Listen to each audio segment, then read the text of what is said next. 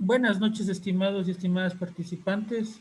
Gracias por estar presentes en nuestro séptimo día de la capacitación, Peritaje Ambiental. Agradecerles como siempre por su puntualidad y realizarles un informe de que la evaluación vamos a rendirla el próximo miércoles 28 de julio de 15 a 16 horas, por favor. Ya les enviaré o les haré conocer más información el día de mañana que terminamos el curso, ¿no? Por lo pronto, por favor, reserven ese horario. La evaluación no les va a tomar muchos minutos. Nosotros les vamos a dar un cuestionario guía en esta ocasión. No somos los desarrolladores del curso, obviamente, para la plataforma. Es otra persona la que desarrolló, por lo cual nosotros no les podemos brindar y de igual forma pueden revisar en la ficha de información. No estaba ofrecido el brindarles el cuestionario, ya que es imposible pues conseguir el cuestionario, ya que de eso solamente lo tienen las personas que desarrollan esta temática. Pero les vamos a dar un cuestionario guía que contiene la mayoría de las preguntas y en las cuales ustedes se pueden basar o guiar para poder contestar, pero obviamente para cuando hagan la evaluación ustedes tienen que revisar y evaluar correctamente cada una de las preguntas antes de contestarla. Habrán algunas preguntas que no van a toparse, sin embargo, pues no ha habido problema. Este ya es el segundo curso que tenemos. En el anterior curso, que tuvimos asimismo una buena cantidad de participantes, todos aprobaron, todos obtuvieron su certificado, porque esa es la garantía, ¿no? Al final nosotros les entregamos ese certificado que es con aval del Ministerio de Trabajo por 40 horas académicas, ¿no? Obviamente el certificado pues está regulado también por la Subsecretaría de Cualificaciones Profesionales ahora, antes CETEC, que es parte del Ministerio del Trabajo, ¿no? Cualquier otra consulta me la pueden hacer nada más a través de lo que es el grupo, una vez obviamente de que el día de mañana les demos todas las indicaciones, porque el día de mañana les vamos a dar todas las indicaciones para que puedan rendir la evaluación de manera correcta, qué día les llega, cuánto tiempo tienen, cuánto deben sacar mínimo, entre otras situaciones. Eso nada más de indicarles por el momento. Ingeniera, de su tiempo, buenas noches. Listo, muchísimas gracias. Buenas noches con todos. ¿Cómo están? Espero que se encuentren muy bien. Justamente como les indica Rodrigo, el día de mañana que tenemos la última clase de 1 hora, lo que haremos es un repaso general de lo que hemos ido viendo y algún tipo de preguntas tipo que, como les menciona Rodrigo, a partir del cuestionario guía que podemos tener. Pero es importante que ustedes obviamente revisen todos los contenidos que hemos visto en estas clases para que puedan rendir adecuadamente su evaluación. Eso nada más. El día de hoy, como les había comentado ayer, vamos a ver algunos casos de estudio de aplicación de peritajes, un poco para ir conversando de los casos, ver la participación que se ha realizado, más o menos las herramientas que se han generado y la resolución y sentencias que se hayan obtenido a partir de esos casos. Entonces, me permiten un momento, ya les proyecto la presentación del día de hoy.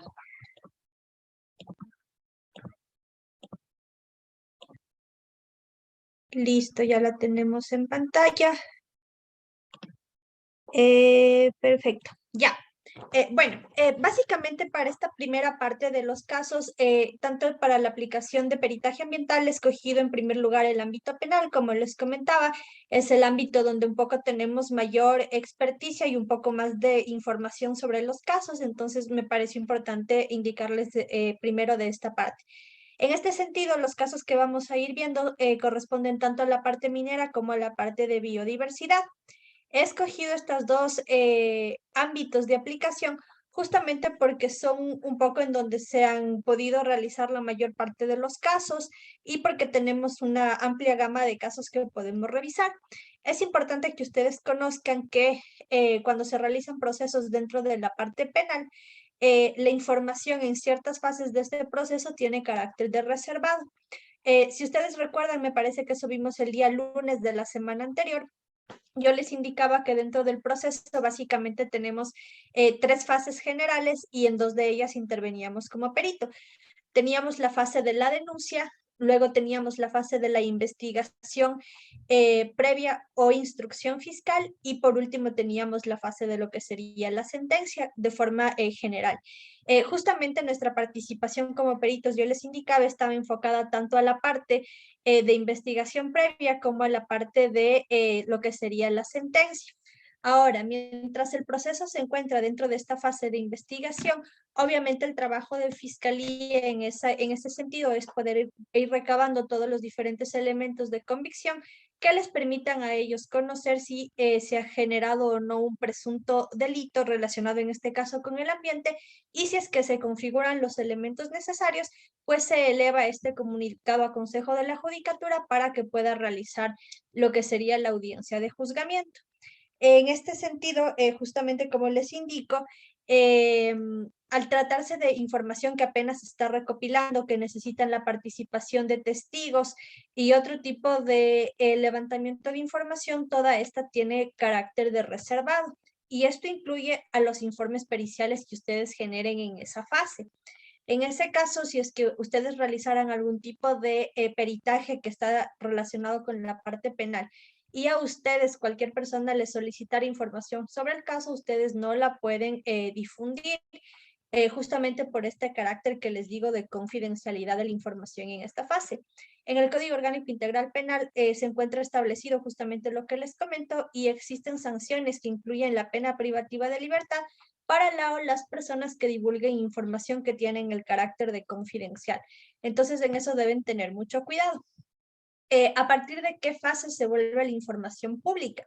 En estos casos, la información se vuelve pública cuando ya se realizan las audiencias de juzgamiento y se establecen sentencias. En este sentido, cuando esto ocurre, el Consejo de la Judicatura sube a su página, no sé si recuerdan, nosotros entramos a la página del Consejo y nos fuimos hacia la opción de peritos. Dentro de esta página tenemos otra opción que habla sobre justamente causas, nos indica ahí, y al momento que nosotros ingresamos a esta página, nos solicita ingresar algunos tipos de datos para poder obtener la información de las causas. Pueden ingresar el número que le ha sido asignado al proceso, o de pronto nombres, apellidos o cédula del demandante o del demandado, etcétera. Ahí, si nos alcanza el tiempo, vamos a entrar un ratito a ver eso. Y justamente ahí está ya disponible toda la información. Ahí se vuelve pública. Mientras, en este sistema del Consejo de la Judicatura, la información sigue teniendo este carácter de confidencialidad. Eso es muy importante que ustedes lo tengan en cuenta para que no tengan ningún tipo de problema ni inconveniente cuando ustedes estén desarrollando estos peritajes.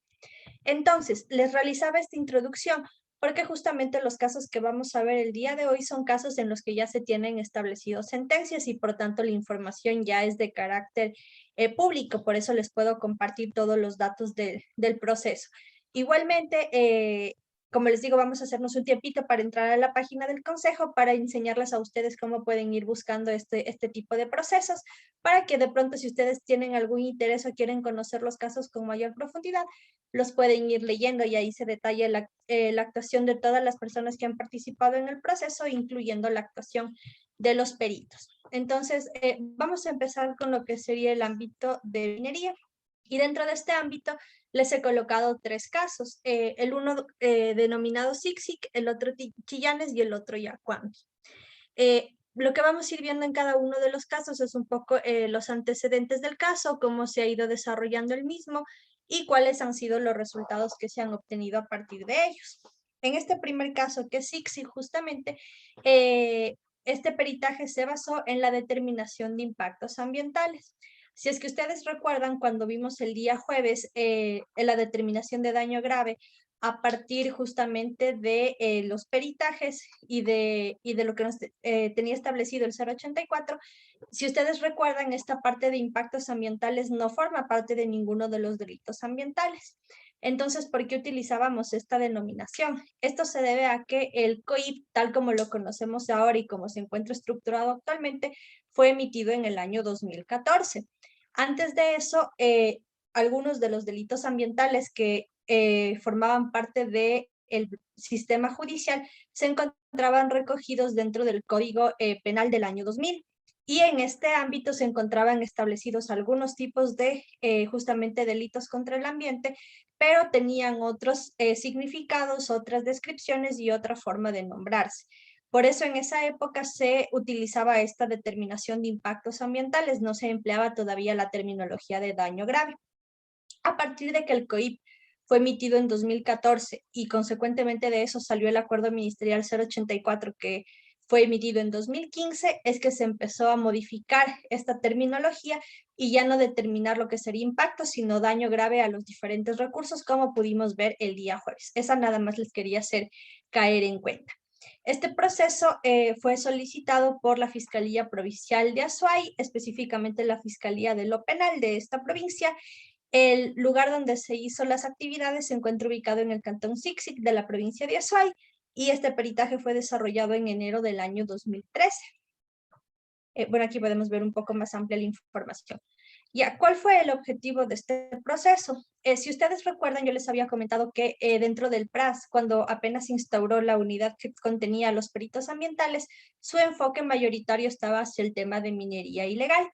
Dentro de esta planificación se trabajaba mucho de la mano de forma coordinada con una entidad que se llama SECMI, que es la Comisión Especial de Control de Minería Ilegal. Esta comisión fue instaurada en el año 2012, inicialmente con una temporalidad de 1 año, pero debido a la temática de minería ilegal y a la identificación de esta problemática en varias zonas de nuestro país, se le cambió en el año 2013 su temporalidad de 1 año a indefinido. En este caso, esta Comisión de Control de Minería Ilegal se encuentra conformada por diversas instituciones. A la fecha de creación estaba conformada, por ejemplo, por el Ministerio de Gobierno, el Ministerio de Seguridad, Ministerio de Ambiente, Ministerio de Energía y Recursos Naturales No Renovables, entre otros. En la actualidad, por ejemplo, la conforman los diferentes ministerios que tienen las mismas funciones, pero ahora tienen otros nombres, y diferentes instituciones como el EQ 911, Policía Nacional, Fuerzas Armadas, todas las entidades que tienen relación con el ámbito minero en este caso. Obviamente tenemos a Ministerio de Ambiente, ahora Ministerio de Ambiente, Agua y Transición Ecológica. Tenemos a las entidades que fungen como de la parte de riesgos, tenemos a Salud, tenemos al Ministerio de Justicia, Derechos Humanos, entre otros. Es una comisión conformada por varias instituciones. Y la idea que se tiene a través de esta institución es poder organizar diferentes tipos de operativos en los que se pueda determinar flagrancia de la realización de actividades mineras ilegales. Justamente por eso participa policías y militares, porque su trabajo inicial está enfocado en realizar diferentes labores de inteligencia para a través de ellas poder determinar los lugares en los que se estarían realizando estas actividades, los horarios de realización de actividades, la o las personas que teóricamente están involucradas, un poco cómo se maneja el asunto de ingreso hacia la zona y de salida del material que se extrae de estas zonas, etcétera. Entonces es un trabajo que toma no días, sino a veces semanas de inteligencia para que se pueda ir levantando esta información y cuando ya se tienen levantados todos estos indicios, justamente se organiza a la par la realización de los operativos. Les comentaba a ustedes justamente en una de las clases anteriores el tema de mi participación en la zona de la Merced de Buenos Aires. Básicamente eso es como funciona esta comisión. Mientras se va haciendo toda la labor de inteligencia, en gabinete se va realizando las diferentes coordinaciones, un poco se va delineando qué instituciones serían las pertinentes que participen en los operativos, cuántos representantes se requieren de las instituciones, esto un poco dependiendo de la zona en donde se van a realizar las actividades. En algunas ocasiones los operativos se realizan de forma simultánea en algunos lugares y por tanto se requiere ir creando de equipos interinstitucionales que van a necesitar obviamente diferentes representantes para que puedan dividirse en los sectores. Por ejemplo, uno de los primeros operativos que se realizó dentro de la planificación de esta comisión se hizo de forma simultánea en todas las provincias fronterizas norte. Se hizo en la provincia de Esmeraldas, en la provincia de Carchi y en la provincia de Sucumbíos, por ejemplo, siendo la base de operaciones, si no recuerdo mal, la provincia de Imbabura. Entonces, este sitio fue como el de concentración y a partir de ahí se fueron desplazando vía terrestre los diferentes equipos, tanto hacia Esmeraldas como hacia la provincia de Carchi, como les comento, y hacia la provincia de Sucumbíos. Entonces, esa es la dinámica en la que funcionan más o menos estos operativos y fue exactamente lo que sucedió en el caso que estamos viendo ahorita en pantalla. Justamente se tenía la información de diferentes actividades realizadas en este sector de Sixic en la provincia de Azuay. Justamente lo que se buscaba dentro de la parte ambiental en este operativo es que se pueda verificar in situ cuáles son las condiciones ambientales de la zona, cómo se encontraba la zona ahorita después de un tiempo de que las personas venían realizando actividades de minería ilegal. Se contempló también lo que eran los procesos y la coordinación de procesos de toma de muestras de agua y suelo, así como el levantamiento de información biótica, la primera parte a través de laboratorios acreditados y la parte biótica justamente a través de los peritos en la parte biótica que tenía la unidad, y también lo que sería la recopilación de diferente información para generar valoraciones económicas. Como les comentaba también en las clases que estuvimos viendo los temas de valoración, les indicaba que inicialmente se hacía justamente esta planificación o los peritajes más bien dicho, en su planificación incluían los dos componentes por pedido de fiscalía, lo que sería la determinación de impactos, como veíamos al inicio, y los daños, el costo de estos daños asociados. Básicamente eso fue lo que se quiso realizar con este operativo. Entonces, como ustedes pueden observar en las fotografías, al momento que se realizó el operativo se pudieron encontrar a varias personas que estaban desarrollando las labores mineras en el sector. Se identificó la presencia de varios campamentos temporales donde estas personas pernoctaban o guardaban sus diferentes implementos mientras realizaban las actividades. Se observaron sitios de disposición antitécnica de derivados de combustibles, empleado obviamente para la operación de las diferentes máquinas. Si ustedes observan en esta fotografía superior derecha, aquí un poquito hacia atrás, podemos ver justamente un sitio antitécnico de disposición de estos residuos y lo que sería la conformación de diferentes piscinas temporales o desviaciones de cuerpos hídricos, resultado de estas actividades. Ahora, una vez que se desarrollaron estos cálculos y estas actividades, se establecieron como resultados dos puntos importantes. El primero, que el costo de remediación fue de, como ustedes pueden ver, $1.354.871. Este valor, que es bastante elevado, si ustedes recuerdan, correspondía a esta valoración, incluyendo todas las actividades, tanto biofísicas como sociales, que se habían contemplado en la zona para la realización justamente de estas actividades. Y se contemplaba todas las diferentes acciones que deberían implementarse para que la zona pudiera recuperar sus condiciones. Ahora, ¿cuál es un poquito la problemática que se tiene? Y es la que les comentaba en clases pasadas. Estos valores bastante elevados a veces resultan imposibles de que puedan ser subsanados y que puedan ser asumidos por las personas que fueron determinadas en flagrancia. Entiendo que hasta ahora existen, este caso no ha podido ser resuelto a la totalidad, a pesar de que el proceso es del año 2013. No se ha podido lograr justamente que haya un desenlace del mismo. Si ustedes ven el segundo resultado, justamente era la presentación de un programa de remediación. Cuando el juez emitió su resolución de la audiencia para este caso, tomó como referencia este valor que se tenía establecido a partir del peritaje y determinó que justamente se presente al Ministerio de Ambiente un programa de remediación en el que se incluyera todas las acciones, o sea, se tomara como referencia lo que se había planteado en la valoración y se presentara justamente todo lo que las personas sentenciadas tenían que realizar para poder subsanar este tema. Ahora, como les comento, esto se volvió un poco de una traba administrativa en el momento de estar elaborando los documentos y elaborarlos a tiempo, enviarlos al ministerio para su revisión. Y aquí se generaban observaciones que eran devueltas hacia estas personas y hasta que las resuelvan y vuelvan a mandarse, se hizo un trámite bastante complicado. Y esto ha sucedido en algunos casos, un poquito, a veces las trabas administrativas resultan un poco complicadas, pero entiendo, como les comento, que a la fecha sí se han implementado algunas acciones, pero todavía se está trabajando en poder lograr que este proceso pueda terminar de forma correcta. Algo similar a esto sucedió en el sector de Chillanes. En este caso, este cantón se encuentra ubicado en la provincia de Bolívar y, al igual que en el caso anterior, el peritaje se trató de la determinación de impactos ambientales.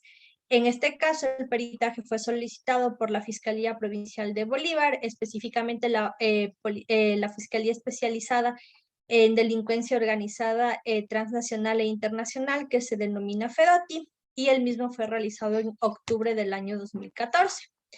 Este peritaje fue básicamente bastante similar al anterior. Igualmente, lo que se solicitaba y lo que se quería realizar es la verificación in situ de las condiciones ambientales de la zona, realizar y coordinar el levantamiento de muestras de agua y suelo a través de un laboratorio acreditado, la aplicación de herramientas de evaluación ecológica rápida para justamente levantar la información biótica, esto a través de los peritos especializados en dicha área, y la recopilación de información para poder generar la valoración económica. Si ustedes observan las fotografías que les coloqué, justamente les puse fotografías del técnico delegado del laboratorio en su proceso de levantamiento de toma de muestras, bajo la supervisión de los técnicos del Ministerio de Ambiente que participaron en este operativo, y podemos también ver el personal policial que se encuentra detrás.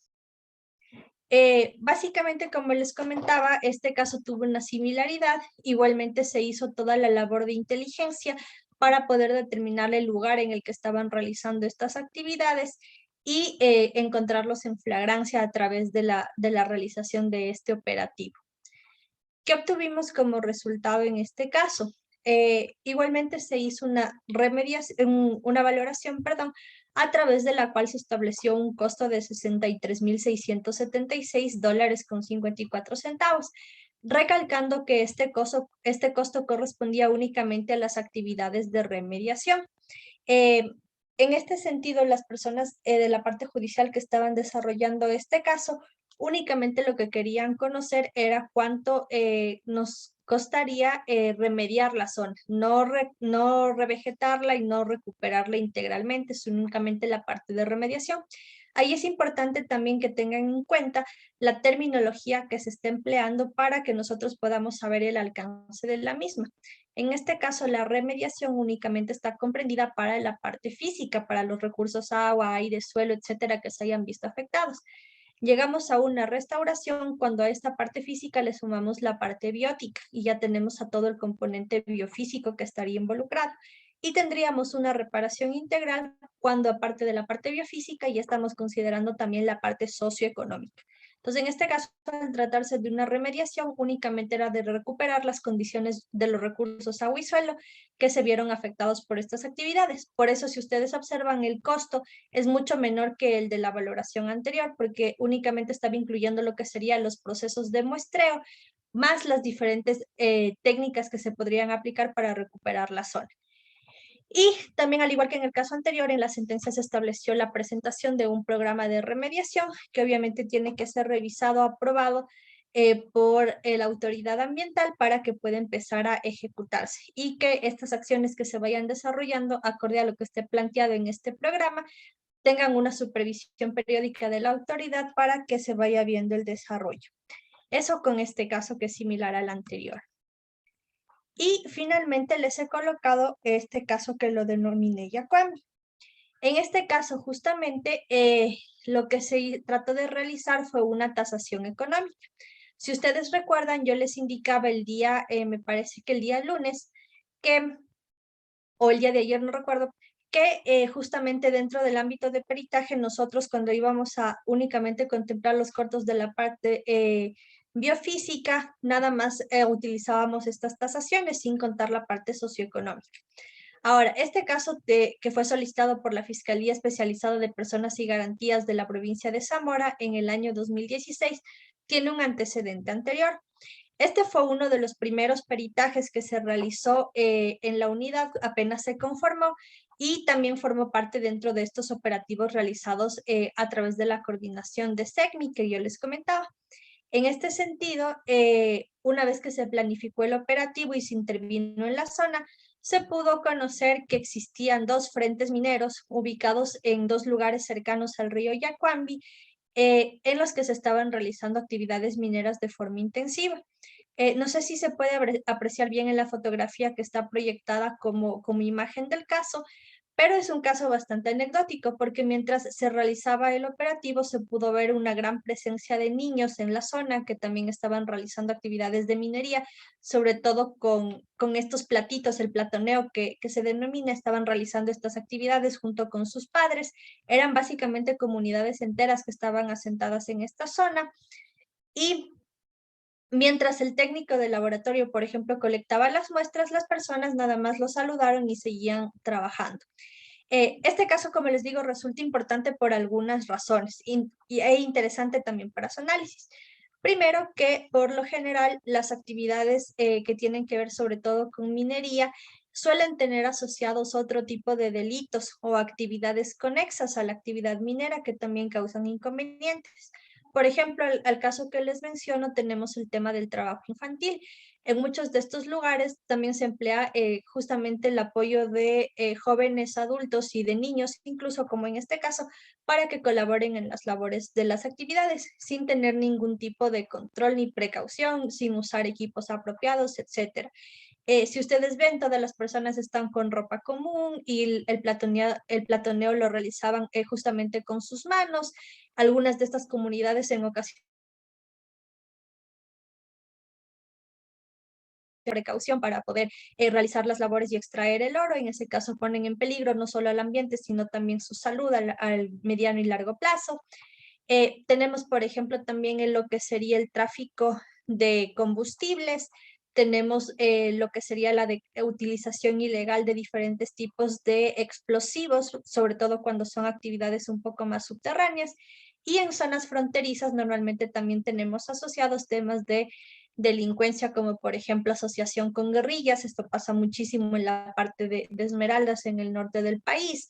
La actividad minera también se utiliza un poco como medio de lavado de dinero, fomenta los temas de prostitución, etcétera. Tenemos, como les digo, varios tipos de delitos conexos asociados a estas actividades. Y también, como les mencionaba, el tema de mercurio está relacionado al uso de sustancias que se encuentran prohibidas o que tienen diferentes regulaciones para su uso. Bueno, en este caso, en 2012, cuando se realizó la intervención, justamente se colectaron todas las muestras requeridas, se hicieron los análisis pertinentes, etcétera, y se estableció una valoración, que al igual que en el primer caso que vimos, tenía un valor bastante elevado. ¿Qué es lo que pasó ahora? Una vez que en la sentencia fue establecido justamente la culpabilidad de estas personas se acogieron a un recurso que permite la ley que se llama suspensión condicionada. ¿En qué consiste esta suspensión condicionada? Para delitos que tienen penas privativas de libertad de hasta 5 años, hay la opción de que durante el proceso tú te declares culpable. Al momento que tú admites tu culpabilidad, lo que hacen las autoridades para este tipo de casos es disminuirte las sentencias que te va a poner y ponerte algunas medidas a cambio. Sobre todo lo que no se trata de hacer con esta suspensión es no poder tener esta pena privativa de libertad. Pero como les digo, se trata de dar una serie de medidas que el sentenciado en este caso tiene que cumplir y en caso de que no las cumpla, se revoca esta suspensión condicionada y pasaría a cumplir la sentencia original. Eso fue lo que sucedió en este caso. Las personas acusadas, que fueron 4, justamente se acogieron a este recurso para evitar la pena privativa de libertad. El juez a cambio les dio algunas medidas para cumplir. Entre ellas era un tiempo, si no recuerdo mal, era algo así como 8 días en prisión, que no era muchísimo tiempo. Tenían que obviamente realizar y entregar este plan de remediación para aprobación de la autoridad ambiental y el desarrollo de las actividades que estaban ahí contempladas una vez que el mismo fuera aprobado. Tenían que presentar disculpas públicas en un medio escrito de prensa de la localidad donde se desarrolló este caso. En este caso sería el Cantón Yacuambi de la provincia de Zamora Chinchipe.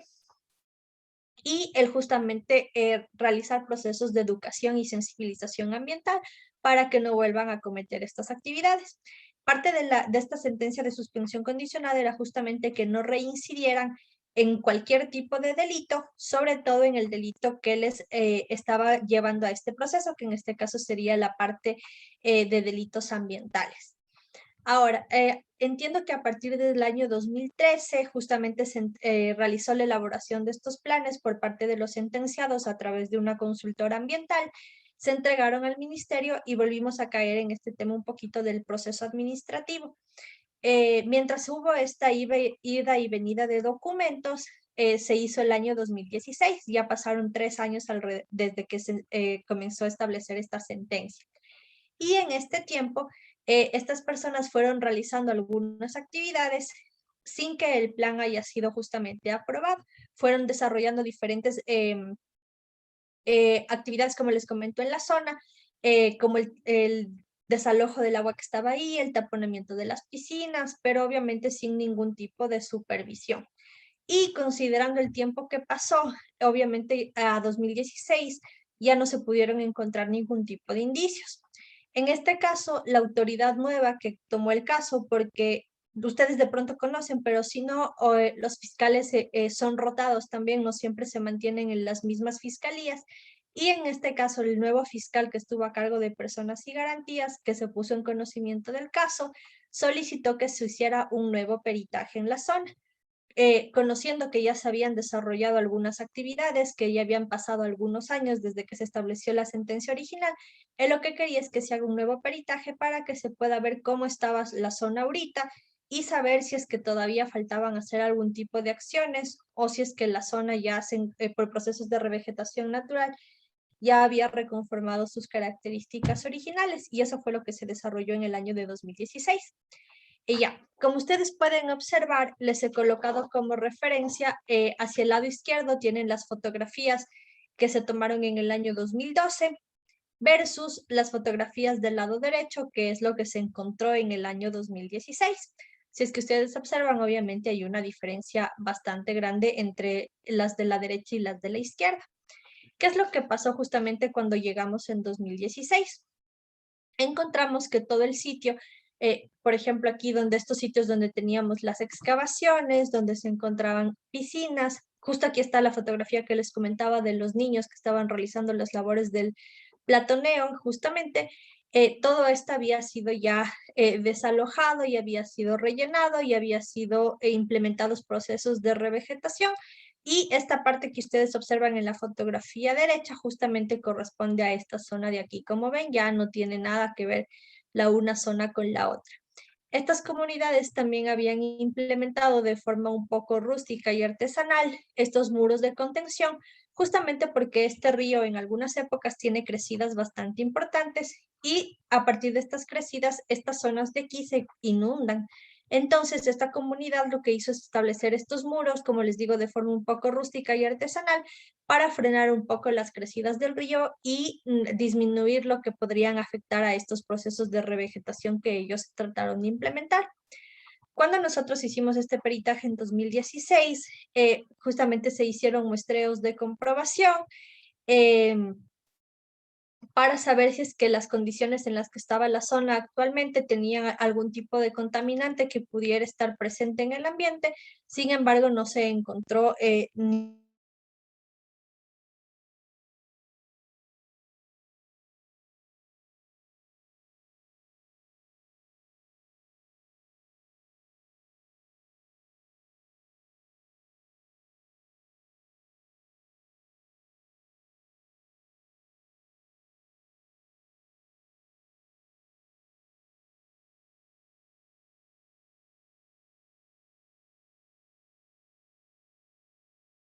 Rafa, muchas gracias.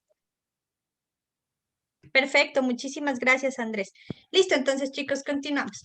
Bueno, entonces les indicaba justamente que se solicitó la implementación de algunos tipos de medidas un poco más técnicas, como el reemplazo de estas estructuras un poco artesanales por la implementación de muros de gaviones, por ejemplo.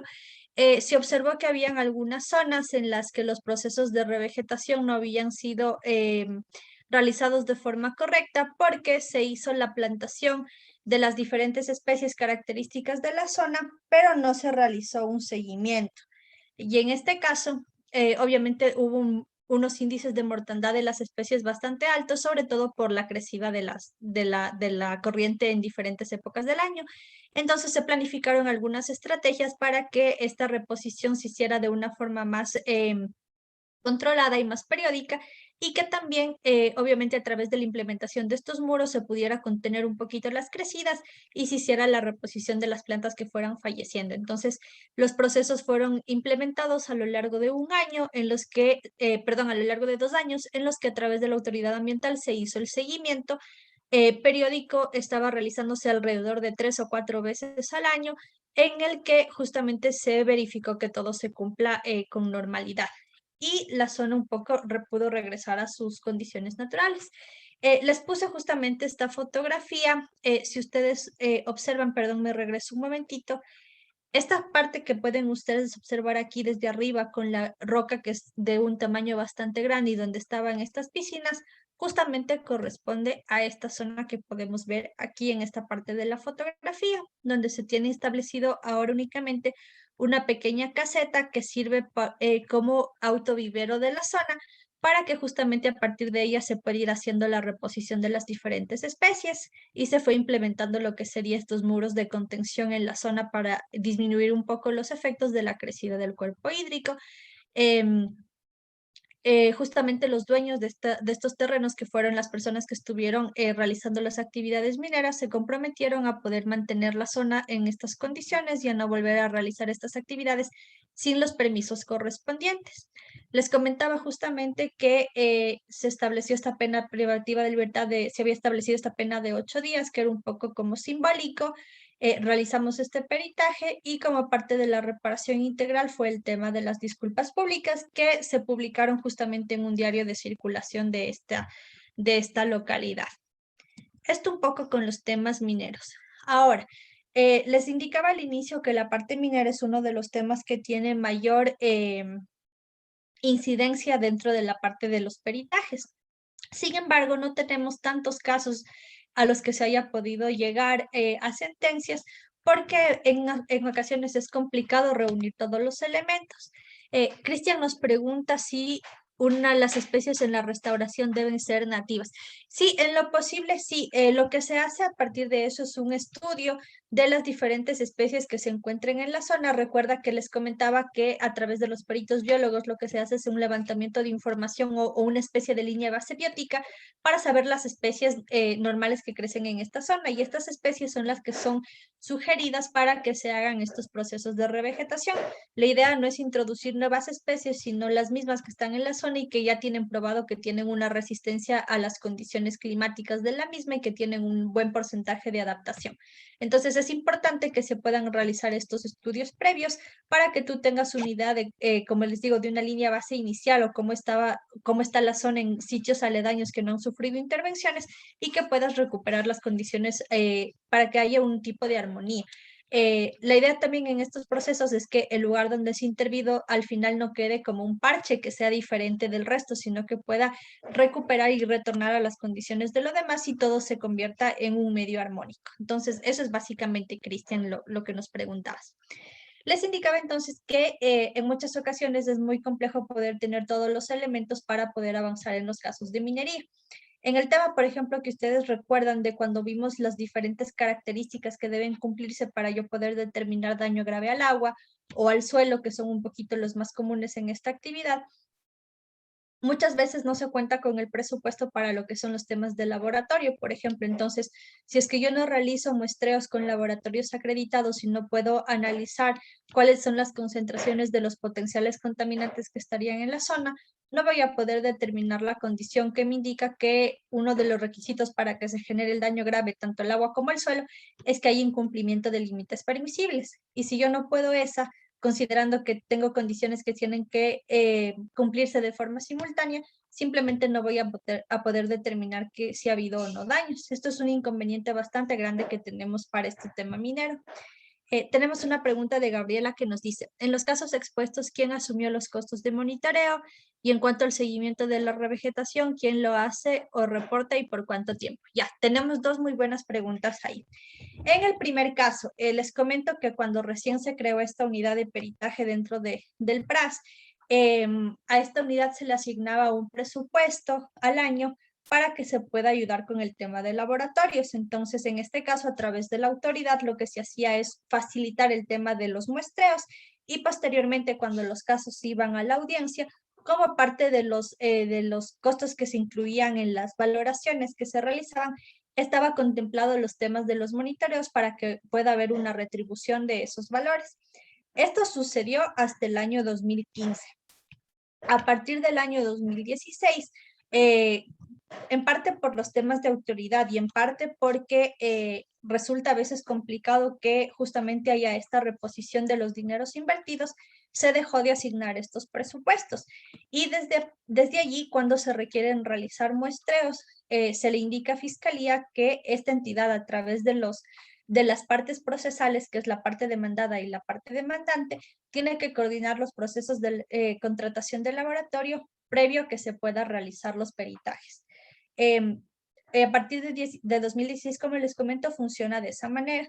En un par de casos, muy poquitos, hemos podido tener la participación directa de Fiscalía. Les comentaba también que a estas instituciones, igualmente en sus presupuestos anuales, les establecen algunos montos que les puede servir para peritajes.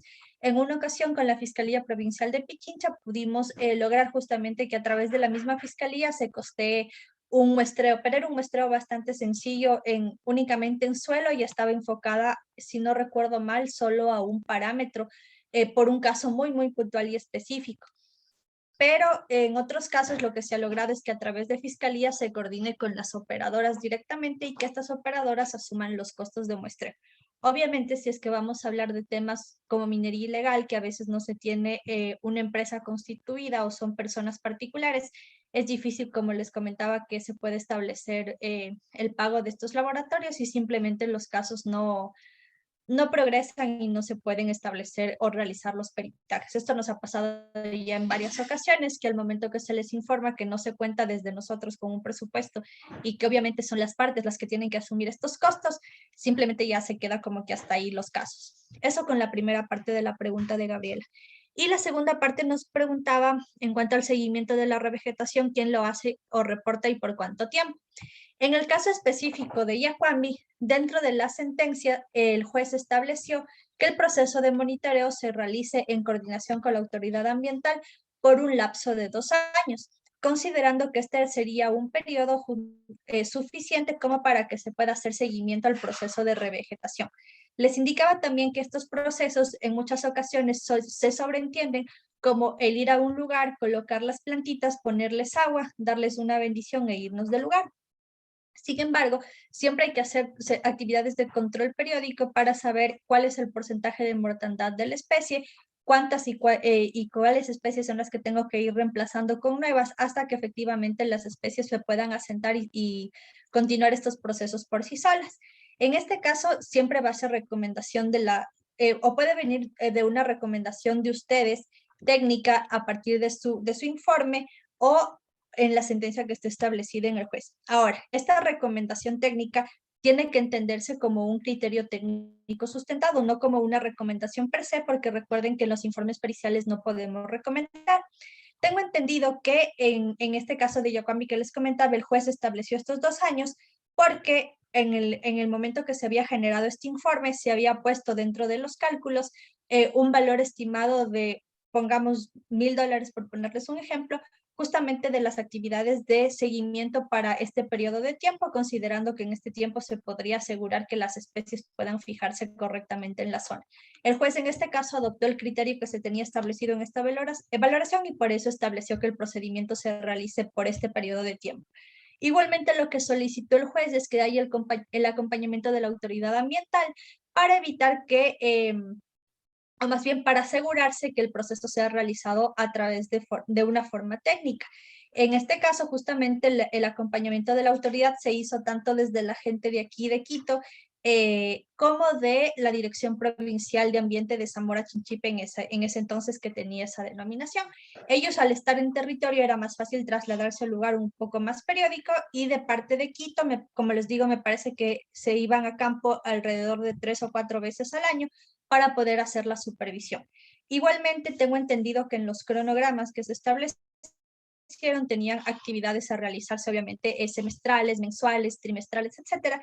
Entonces, cada vez que se iban desde Quito a hacer las actividades periódicas, se revisaba este cronograma para saber qué actividades tenían que presentar a ese periodo y verificar si es que se han ido cumpliendo o no con todos los medios de verificación, etcétera.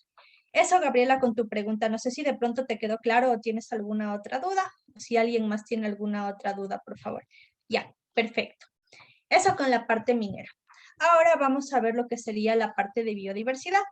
En este caso yo les he colocado una mayor cantidad de casos porque en la parte de biodiversidad hemos tenido en estos últimos años lamentablemente un aumento significativo de los diferentes mecanismos que utilizan algunas personas para cometer este tipo de delitos contra flora y fauna silvestre.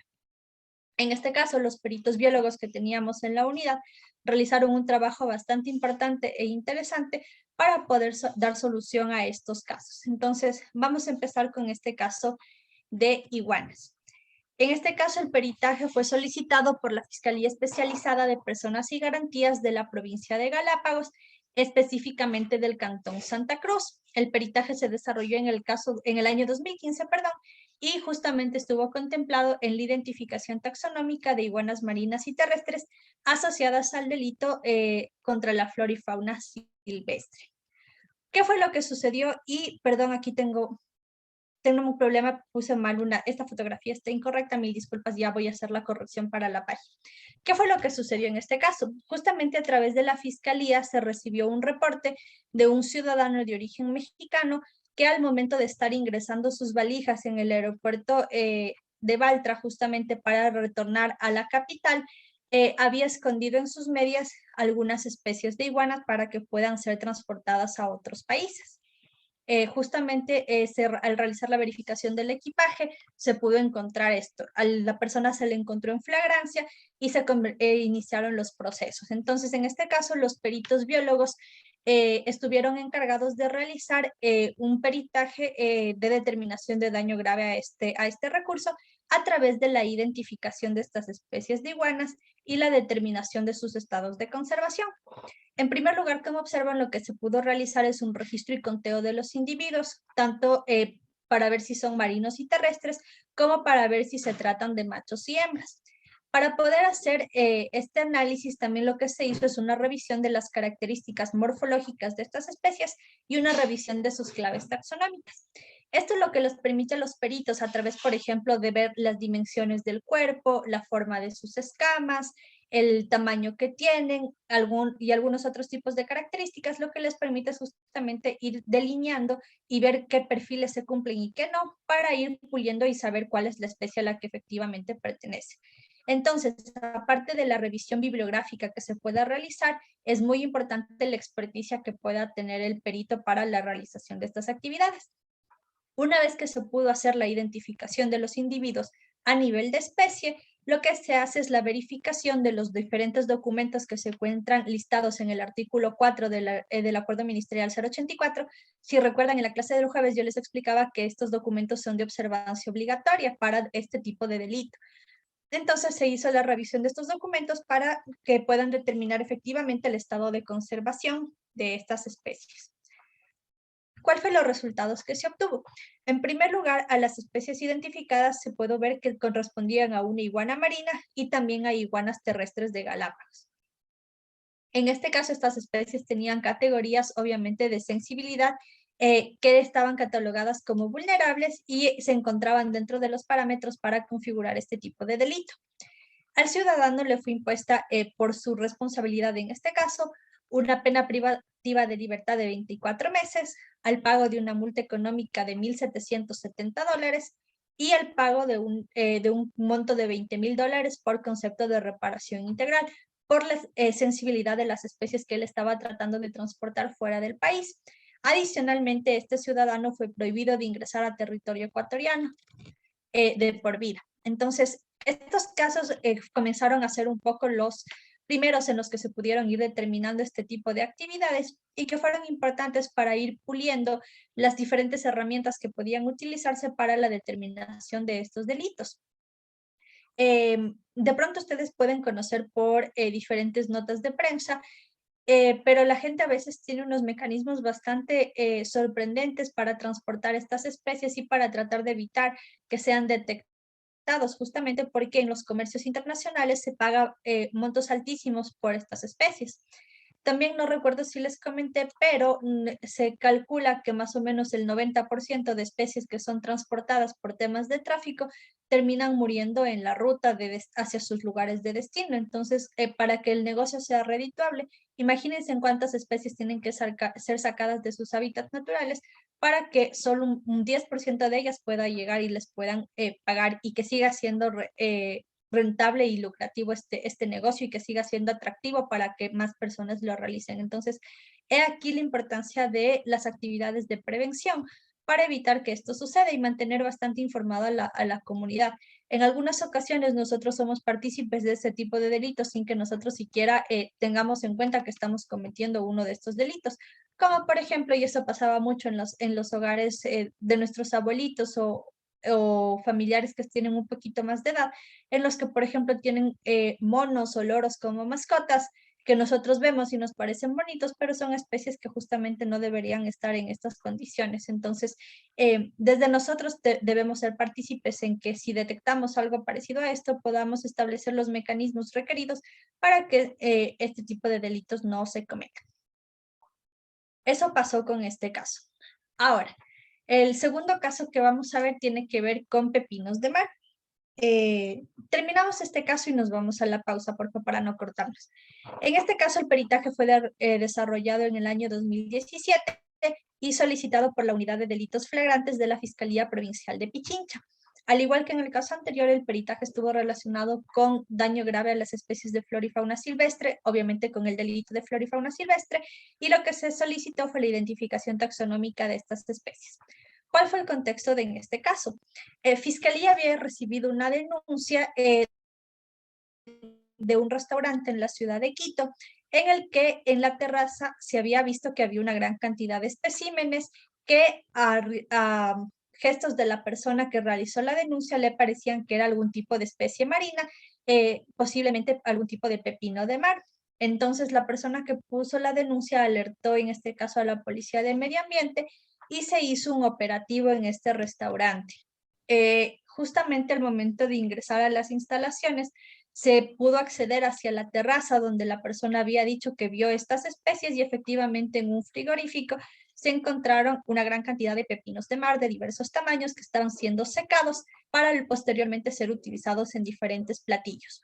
Esto, bueno, como un dato aparte, pudimos conocer que este restaurante tenía, digamos, como que el menú normal que ofrecía, que básicamente consistía en sushi y algunos platillos similares, y tenía como algún tipo de menú especial para cuando iban personas un poco más conocedoras u originarias del país que podían conocer que se preparan platillos con este tipo de elemento.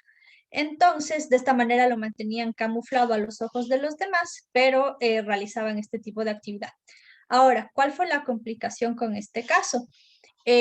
Justamente dentro de nuestra legislación, el pepino de mar tiene periodos de vedas de 5 años. Se habilitan cada 5 años las épocas en las que pueden ser pescados estos individuos. La veda, en ese caso que se había autorizado la última previa al peritaje, había sido del año 2015 y este cargamento, este peritaje más bien dicho, se realizó en 2017 y se pudo ver que el cargamento era fresco. Por tanto, estos pepinos de mar fueron pescados fuera del periodo permitido cuando se encuentran en veda. Entonces, aquí tenemos uno de los elementos que nos ayudan a configurar este delito. En segundo punto, como ustedes pueden observar en la fotografía del lado izquierdo, podemos ver que los pepinos de mar, en esta fotografía ejemplo, vamos desde un tamaño más grande hasta tamaños bastante pequeños. Si no recuerdo mal, creo que el pepino que mayor tamaño tenía fue alrededor de unos 17 centímetros y el de menor tamaño tuvo alrededor de 4 centímetros.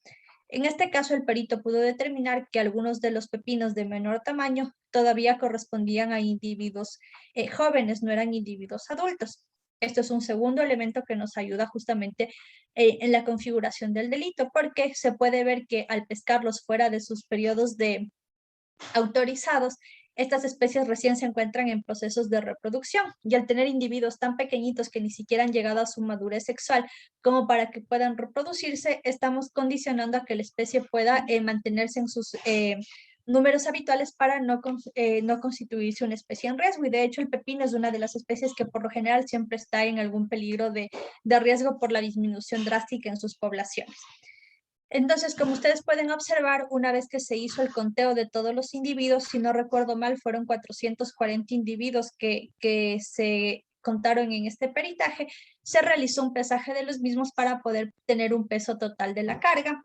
El perito, como ven, en este caso está haciendo un análisis de las características morfológicas de la especie y la revisión posterior de claves taxonómicas para poder tener la certeza de a qué especie pertenece y, una vez identificada esta especie, la determinación de sus estados de conservación. ¿Qué es lo que tuvimos como resultado en este caso? Se identificó que la especie correspondía a la denominada Isosticopus fuscus, que es el pepino de mar justamente, y este pepino es originario de las Islas Galápagos. Lo más probable es que fueron pescados en la isla o en sus alrededores y posteriormente trasladadas acá a territorio para su posterior comercialización. ¿Qué es lo que se hizo en este caso adicionalmente? Por pedido de la autoridad, ya fuera un poco del proceso, se pudo conseguir una proforma un poco para saber cuál es el monto comercial del cargamento que se tenía y se pudo ver que por las características de peso, etcétera, este cargamento tendría un costo de alrededor de unos 3,000 o 4,000 dólares más o menos. Con todos estos elementos, el juez obviamente dictaminó la culpabilidad de esta persona, le dictaminó una pena privativa de libertad de 12 meses, al pago de una multa económica de 1,500 dólares y a la asistencia a programas de capacitación en temas ambientales como medida de reparación integral. Tengo entendido que igualmente el año que esta persona estuvo privada de la libertad también estuvo cerrado el restaurante. Sin embargo, conozco que actualmente todavía funciona. Esperemos que funcione adecuadamente. Eso con este caso. No sé si hasta ahí de pronto tienen alguna pregunta antes de irnos a la pausa, por favor.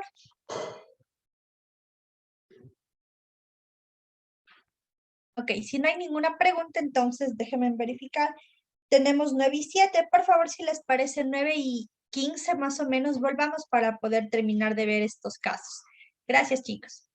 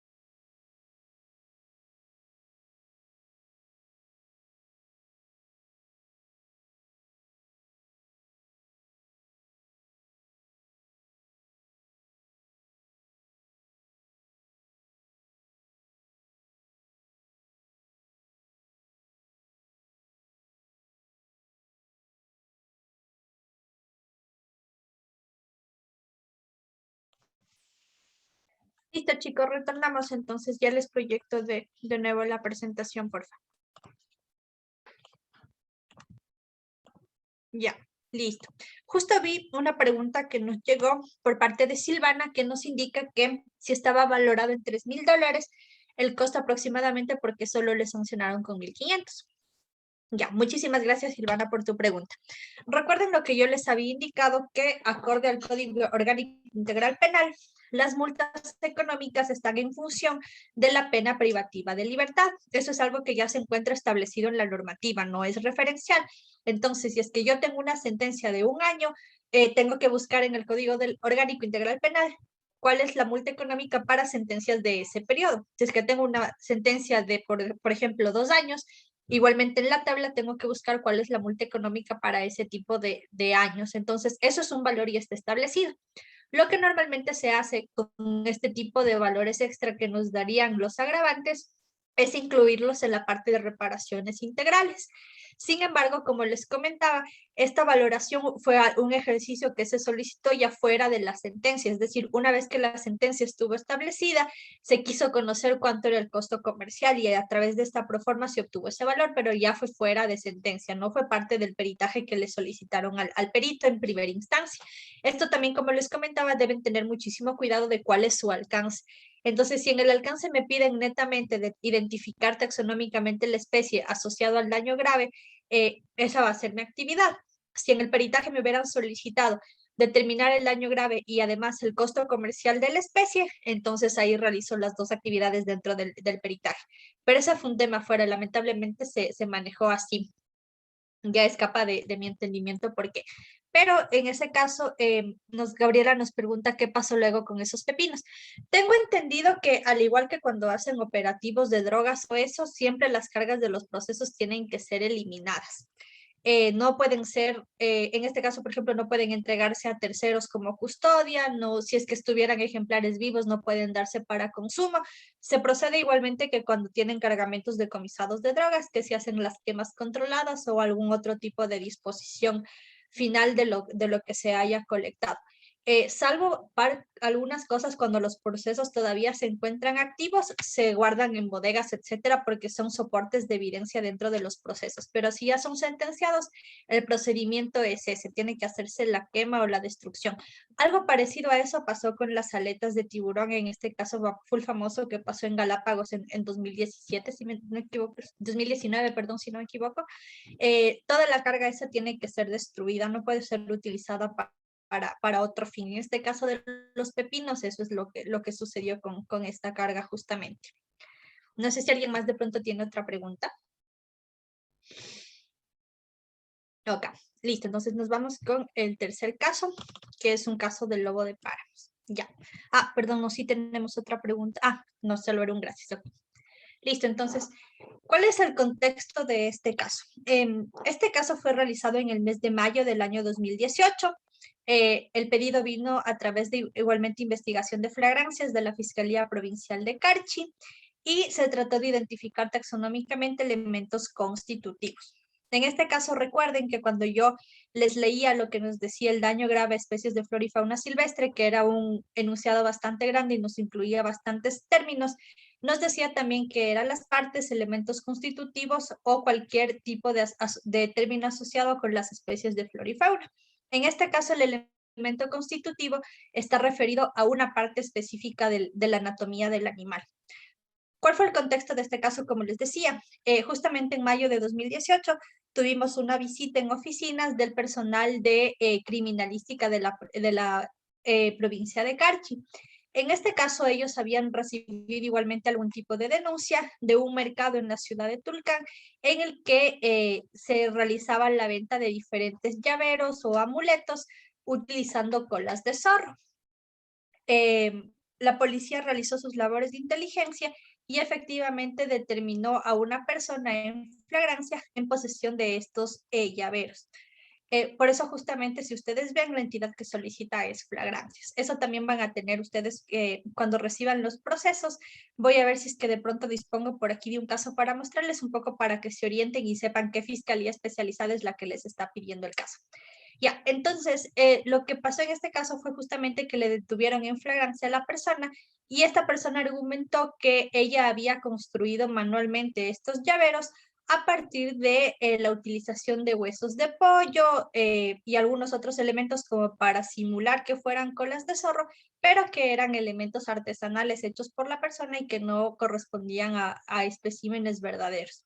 Sin embargo, en la apreciación visual inicial de la policía, no pudieron ver ningún tipo de evidencia de que se tratara de objetos justamente hechos de esta forma. Por eso justamente se le decomisó esto a la persona y se solicitó que a través de nosotros se pueda hacer la identificación de estos elementos constitutivos para saber en primer lugar si es que eran verdaderos o falsos y en caso de ser verdaderos, cuál sería la especie a la que pertenecerían estos elementos. Ya, en este caso, ¿qué es lo primero que se procedió a hacer? En primer lugar, lo que se hizo fue una disección de los elementos constitutivos con el fin de analizar si es que los mismos, cuál era la constitución, perdón, de los mismos. Es decir, si es que se observaba la presencia de tendones, vértebras, inserciones musculares, etcétera. Y estos elementos, verlos si es que son de estructuras anatómicas de una determinada especie o si se trata de montajes. Como les comento, esta persona nos había indicado que utilizaba huesos de pollo y rellenos artificiales para poder simular la estructura de la cola. Sin embargo, como observan en la fotografía inferior del lado izquierdo, al momento que el perito estuvo haciendo la revisión de estas estructuras, se observó que era una estructura completa, que no tenía ningún tipo de modificación artificial. Se pudo ver justamente la presencia de estos tendones, las inserciones musculares, etcétera. Entonces, en primer lugar, se pudo determinar que las colas eran verdaderas. En la fotografía de arriba podemos ver justamente de esta forma, con estos lacitos rojos, es la forma en la que se comercializaban estos llaveros en este mercado. En segundo lugar, lo que se hizo es una comparación de los elementos constitutivos con colecciones. Una vez que nosotros teníamos el elemento y como no tenemos la especie completa, aparte de la revisión bibliográfica, lo que necesitamos es ayuda para saber la especie a la que pertenece. En este sentido, se hizo una solicitud al Instituto Nacional de Biodiversidad, al INABIO, para que se pueda acceder a la colección de mamíferos que ellos tienen en su poder. Justamente pudimos tener acceso a la misma y se fue haciendo un cotejamiento de las especies que teníamos incautadas con las especies que tenían en esta colección, como pueden ver en la fotografía inferior de su lado derecho. Se realiza lo que es las mediciones exactas de las diferentes estructuras y las características que tienen para comparar con las características que nosotros tenemos en nuestra especie. Igualmente, aparte de esto, pueden ver en la fotografía inferior izquierda, en la que los elementos que se encuentran a la izquierda forman parte de la colección y la cola que tenemos a la derecha es la que estamos utilizando como muestra para las comparaciones. Una vez que se hace toda esta revisión y la comparación, se puede establecer de forma segura cuál es la especie a la que pertenecen estos individuos y a través de ello, como les decía, con la revisión de los documentos de observancia obligatoria que están establecidos en el Acuerdo 084, la determinación de sus estados de conservación. ¿Qué es lo que se obtuvo como resultado en este caso?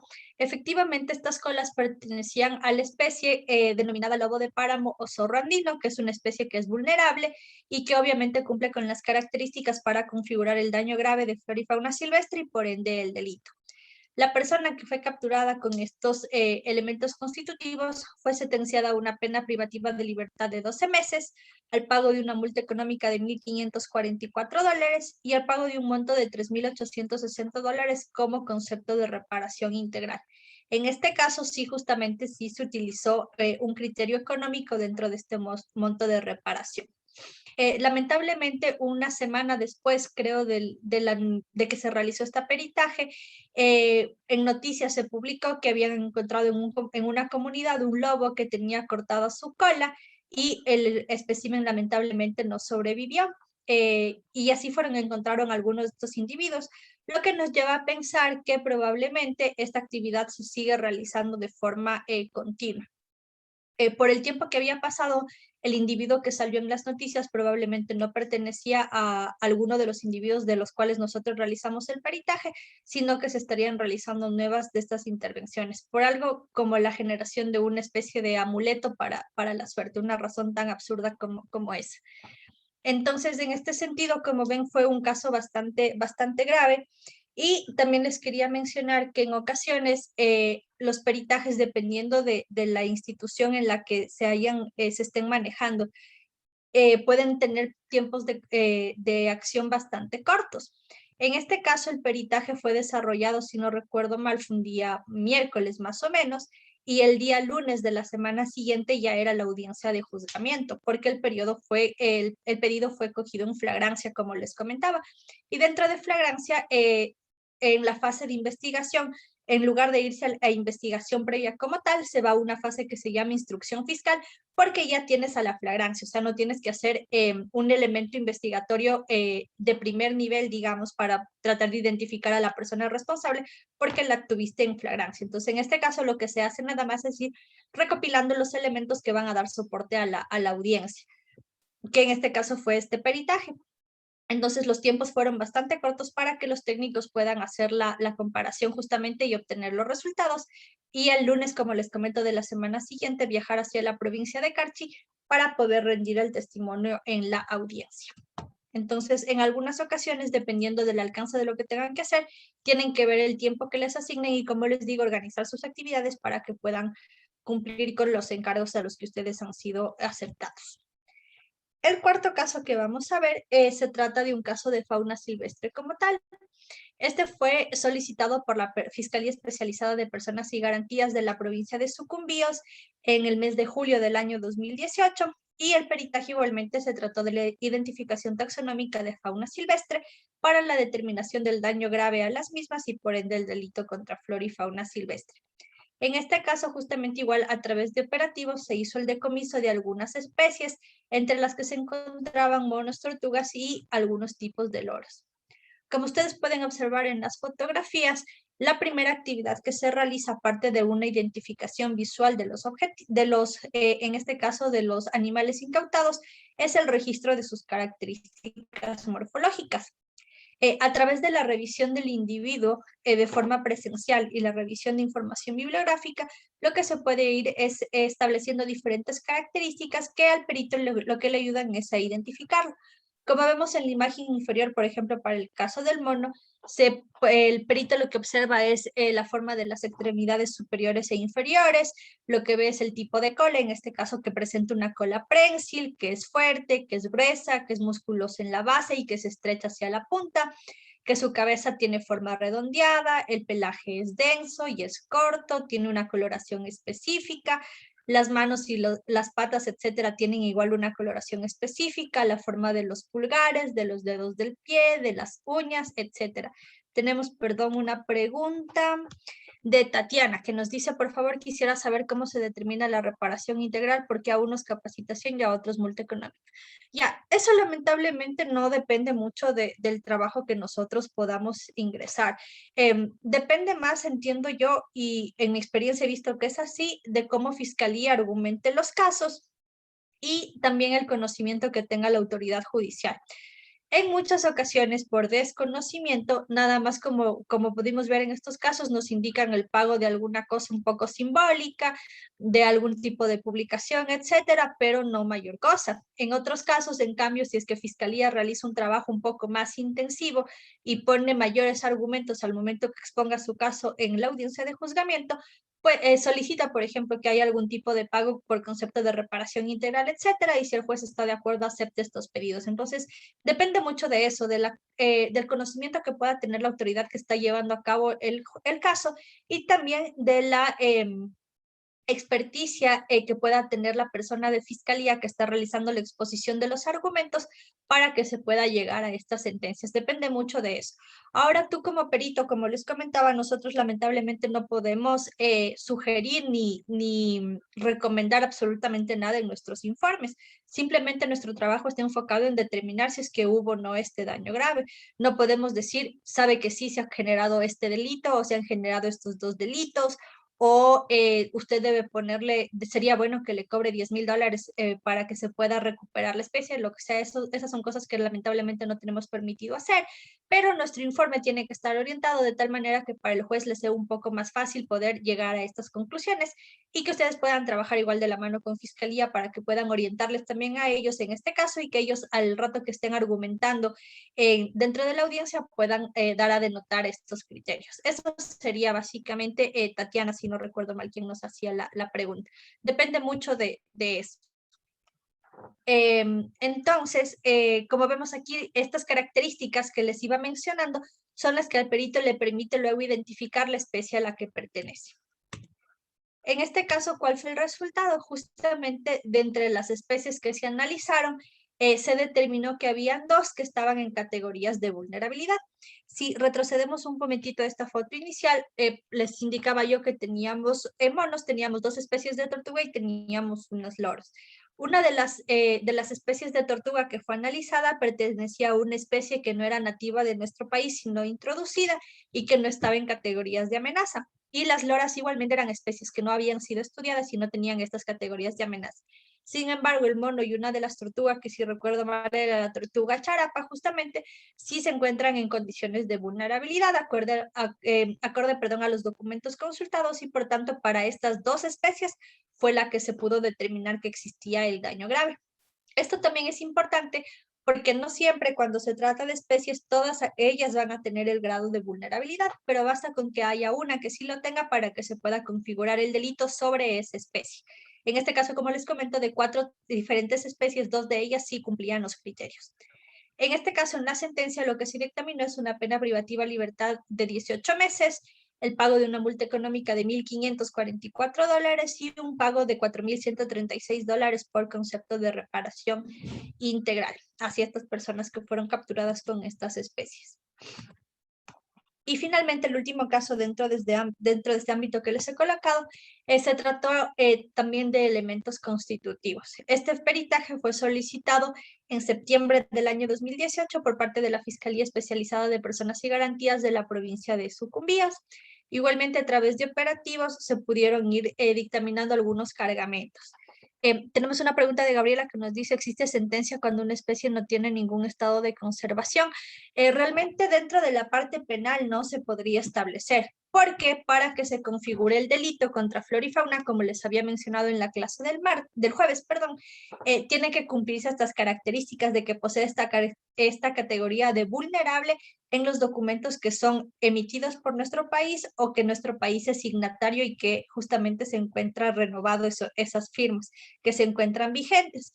Entonces, si tenemos una determinada especie en la que no presenta categoría de vulnerabilidad, simplemente no se genera el daño grave. Y si es que no se genera el daño grave, no se puede configurar el delito. Ahora, entiendo que desde la parte administrativa podría hacerse algún tipo de proceso por el hecho, por ejemplo, pero nada más administrativo de transportar algún tipo de especie sin contar con los permisos otorgados para el efecto. Podría tratar de enfocarse el proceso de esa manera. Pero en la parte penal, cuando tiene que ver con la parte biótica, si es que las especies no están dentro de estas categorías de vulnerabilidad y amenaza, no se puede configurar el daño grave desde nuestro criterio. Nuestro informe en ese caso debería indicar que las especies son tales y tales, que tienen estas categorías en los documentos analizados y que estas especies no configuran justamente estas categorías y por tanto no se ha generado un daño grave. Esa sería la conclusión para nuestro informe en ese caso. No sé si de pronto ahí te quedó solventada tu duda, Gabriela, o si es que de alguien más tiene alguna otra duda. Gracias. Listo, entonces, me parece que sí tenemos otra pregunta. No sé si me parece que Gabriela nos va a poner otra pregunta. Bueno, si es que nos llega, la leemos enseguida. Creo que ya la tenemos. Ya, perfecto, no tiene otra pregunta. Listo. Perdónenme un momento, me salí de la presentación. Ya, perfecto. Entonces, en este caso, como les indicaba, igualmente lo que se tuvieron fueron elementos constitutivos y no todo el ejemplar. Aquí podemos observar en las fotografías, justamente en este cargamento decomisado, se pudieron encontrar pedazos de un cocodrilo que ya se encontraba trazado. También teníamos pedazos troceados de una especie que se presumía que era pecarí, pero no se tenía la certeza, y de alrededor de, si no recuerdo mal, eran como alrededor de 76 peces que también estaban como parte de este cargamento.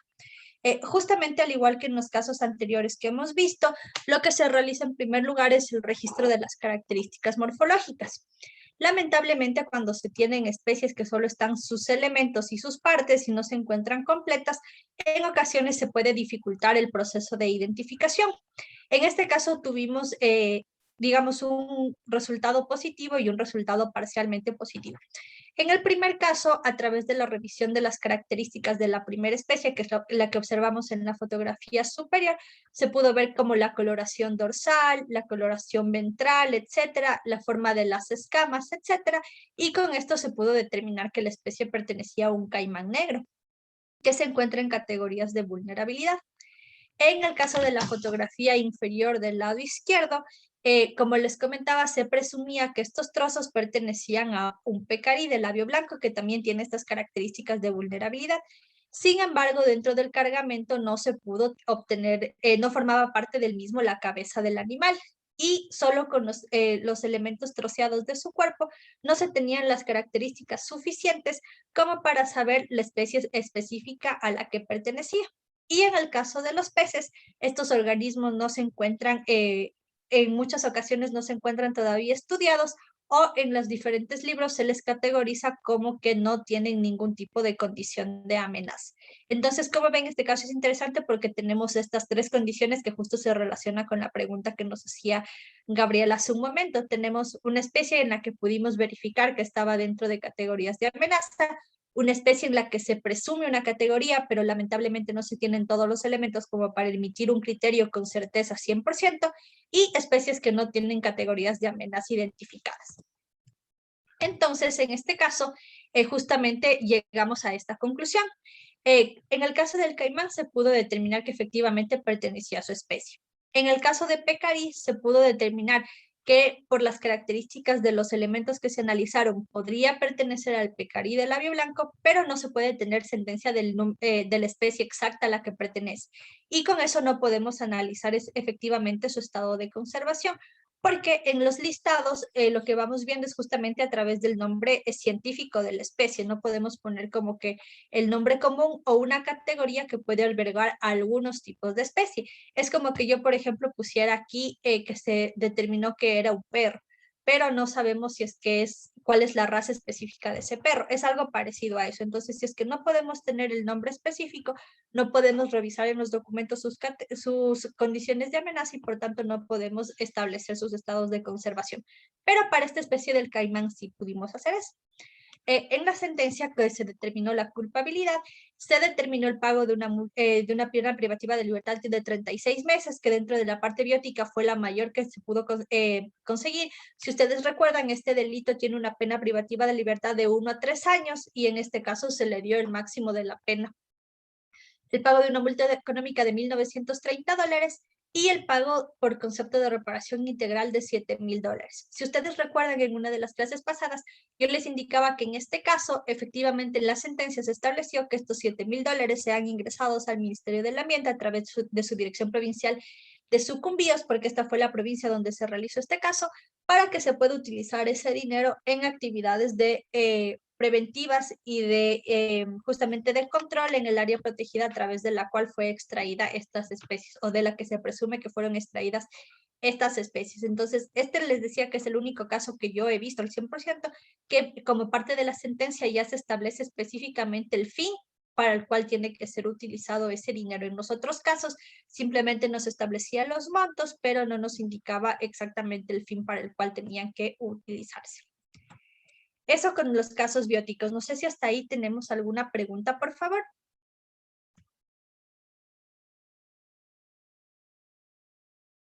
Ya, perfecto.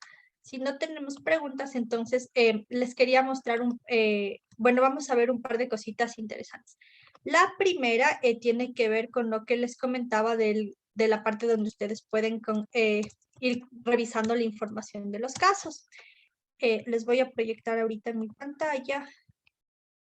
Listo. Entonces, no se olviden, tenemos la página del Consejo de la Judicatura. Al momento que ingresamos a esta página, si ustedes recuerdan, en esta parte inferior izquierda teníamos la opción de peritos, donde vimos todo lo de la primera clase. Ahora, si es que ustedes desearan consultar algún tipo de proceso que ya tiene sentencia, tienen que ingresar a esta pestañita que dice causas.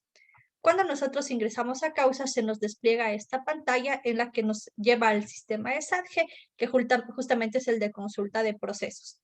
Y como les indicaba, tenemos algunos datos que nos puede ayudar a nosotros a ubicar los procesos.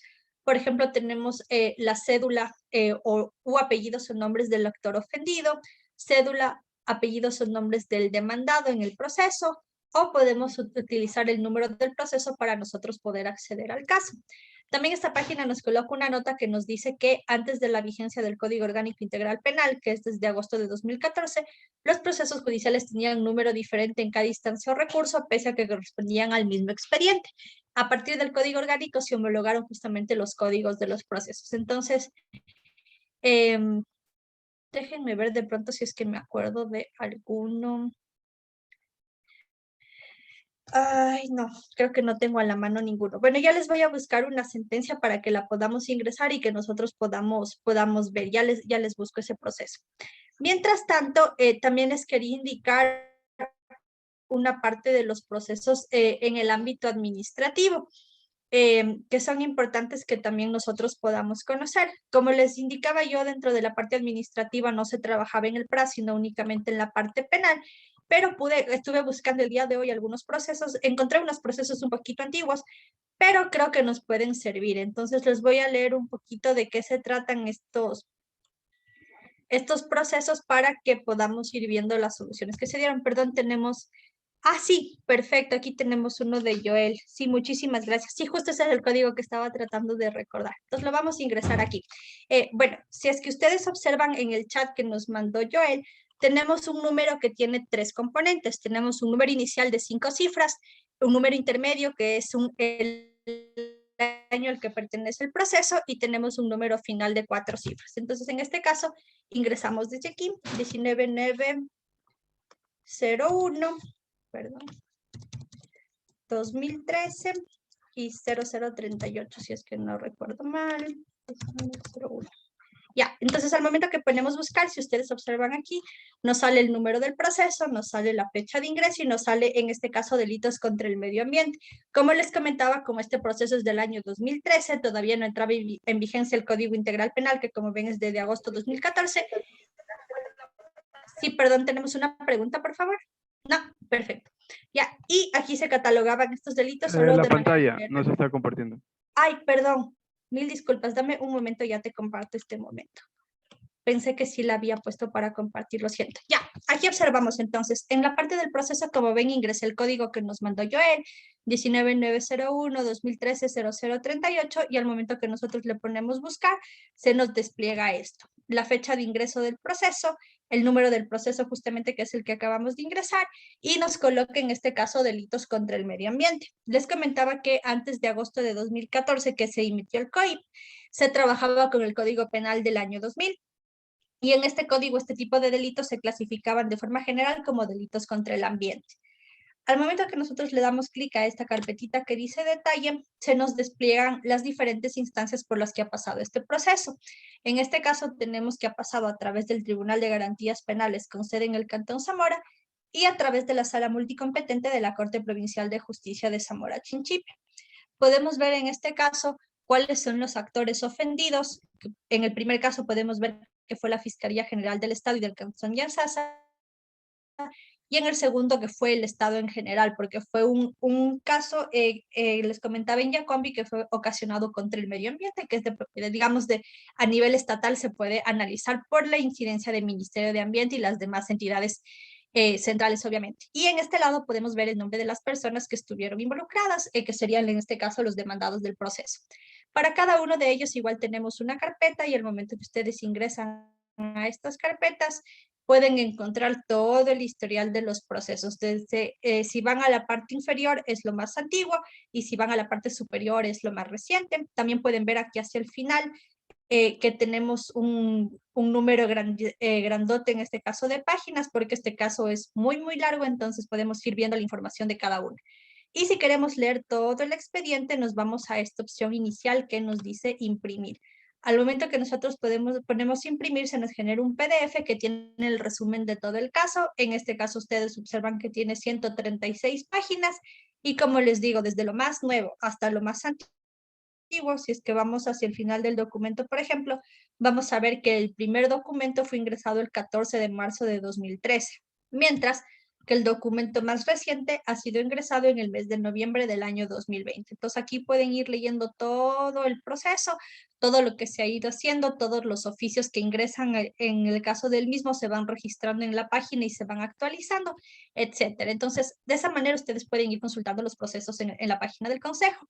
Es importante y normalmente cuando ustedes participen en algún peritaje, que diferencien el número del proceso entre el que está en fase de investigación y el que ya llega a la fase de audiencia, porque en ese caso justamente tienen códigos diferentes.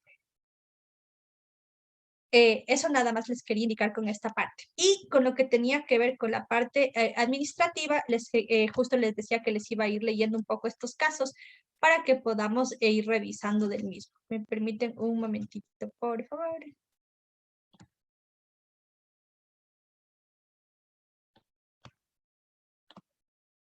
Listo.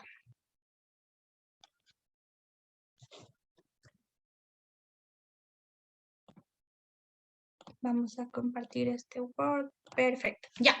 Entonces, este es el primer caso al que yo justamente accedí. Es un proceso, e igualmente aquí tenemos el número del proceso, lo pueden buscar tal cual como les enseñé ahorita para que ustedes puedan revisarlo posteriormente en sus casas. Y este proceso fue justamente emitido contra Repsol YPF. Lo que nos decía como antecedente en este caso es que se realizó un juicio por una denuncia presentada por un derrame de aproximadamente 4.000 barriles en el ocurrido el 30 de enero de 2008 en la plataforma AMOA del bloque 16, Campos Tibacuno y Unificado Bogui Capirón, que están en la parroquia Cononaco del cantón Aguarico, provincia de Orellana, el cual es de responsabilidad de Repsol YPF.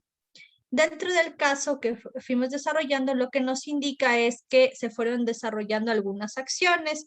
La parte actora indicaba que el derrame fue suscitado por el hundimiento y rotura de una tubería de transporte de fluido y que esta tubería se habría instalado hace más de 10 años. Por tanto, a criterio de los demandantes, no se había realizado un mantenimiento adecuado y por eso ocurrió este evento.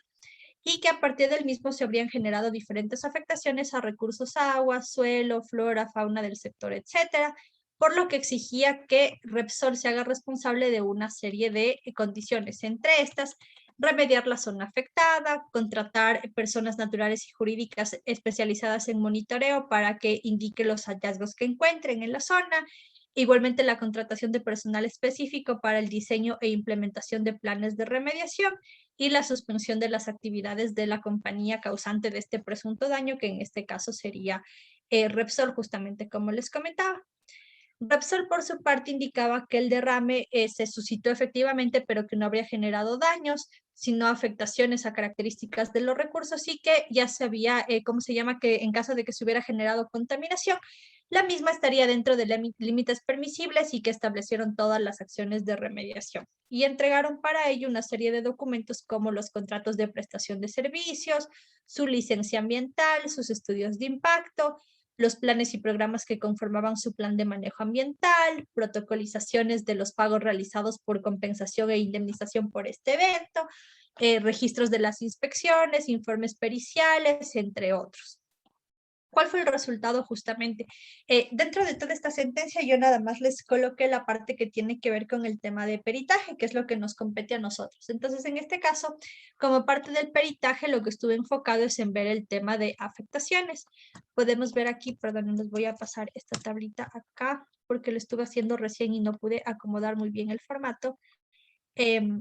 Pudimos obtener esto como la parte de hallazgos. Dentro del componente físico se colectaron tres muestras de agua y 30 de suelo por parte de un laboratorio acreditado para su análisis y comparación con normativa vigente, obviamente de la época. Recordemos que este caso que encontré era del año 2008.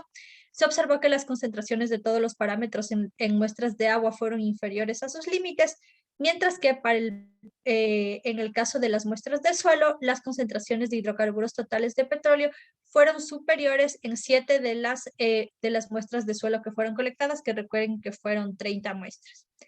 Dentro de la parte biótica, lo que se hicieron es la supervisión de o la verificación de las labores de reforestación en la zona, y se identificó que estas se habían ejecutado hace 3 meses antes de la fecha en la que fue designado el perito que fue seleccionado para hacer este informe, por lo que no era factible averiguar la efectividad del mismo porque ya había sucedido fechas antes.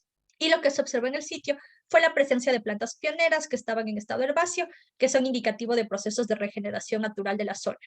En cuanto al componente social, la persona que se encargó de hacer este estudio determinó que la zona no presentaba vestigios de desarrollo de cultivos destinados a alimentación, por lo que no se habría afectado a la población del área de influencia en relación al consumo de alimentos o a su comercialización. Entonces, la persona que había sido seleccionada para este peritaje estableció en su informe que, dado que existían puntos en los que existían incumplimientos de normativa, la empresa debería seguir continuando con sus actividades de remediación bajo supervisión del Ministerio de Ambiente en su calidad de autoridad ambiental nacional. A partir de este caso se obtuvo una sentencia que fue una sentencia parcial. Les coloqué textualmente lo que decía la sentencia, en la que nos indica que se acepta parcialmente la demanda deducida por los representantes por la parte que puso la denuncia, y justamente le solicita a Repsol que continúe y concluya con las actividades asociadas a la recuperación y reparación de las áreas de suelo afectadas por el derrame. En este caso nos menciona exactamente las muestras, que es donde el perito que realizó esta experticia determinó estos porcentajes, y justamente nos indica eso, y que estas tareas se hagan conforme a lo dispuesto. Y les da un plazo de 6 meses a partir de la expedición de la sentencia para que puedan justificar las labores que han realizado. Eso en este caso. En nuestro segundo caso, justamente fue igualmente puesto por una denuncia por parte del gobierno descentralizado de Orellana contra la empresa Oleoducto de Crudos Pesados, OCP Ecuador. Este proceso igualmente es del año 2009. Y en este caso, el proceso tenía como finalidad determinar el daño que se habría generado por un derrame ocurrido en el mes de febrero de 2009 en la comunidad Santa Rosa del Cantón Chaco, provincia del Napo, por la ruptura de un tramo de oleoducto de crudos pesados, en el cual se habrían derramado alrededor de 14,000 barriles de crudo pesado que afectaron al río Santa Rosa. Este caso también es bastante interesante porque el GAT, que es quien interpuso la denuncia, tuvo que hacer algunas intervenciones en la zona debido a que la comunidad utiliza este río para varias actividades, y de hecho el gobierno utilizaba una parte del ramal para luego hacer los procesos de potabilización y proveer de este recurso a su comunidad. Eso es lo que nos indica en este caso justamente. Y la parte demandante indicaba que este siniestro se pudo haber preveído si es que obviamente no se hubieran considerado algunas actividades como los procesos erosivos que se desarrollan en la zona o los mantenimientos a las tuberías e instalaciones por las que corría el OCP. ¿Qué es lo que exigía como parte de su demanda la parte que realizó la misma? Solicitaba la correcta remediación y cumplimiento con normas internacionales y nacionales de la zona afectada, la contratación de personas naturales y jurídicas para el monitoreo justamente de los recursos afectados, la ejecución de medidas para prevenir la degradación del ambiente, el pago de recursos económicos necesarios para cubrir el costo de actividades, la reparación integral de los daños ambientales, sociales y económicos ocasionados, incluyendo actividades de remediación, compensación e indemnización en concordancia con los lineamientos que la autoridad ambiental emita para el efecto, el pago del 10% del valor que representa el monto de las reparaciones, así como el pago de costas de la acción a favor del GAT municipal de Francisco de Orellana, y la suspensión de actividades de la operadora justamente.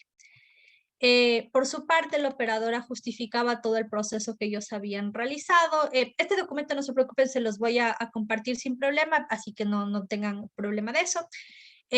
Indicaba justamente que la construcción del oleoducto se llevó a cabo en cumplimiento de las disposiciones emitidas para el efecto, que los diferentes estudios que se desarrollaron no se detectaron que habían fallas activas en el lugar del evento, que esto corresponde a un caso fortuito y no algo que se pudo haber previsto con anterioridad, y que ya habían establecido un programa de remediación, que fue aprobado y que se ha estado teniendo una constante intervención de la autoridad ambiental para la aplicación de las fases del mismo.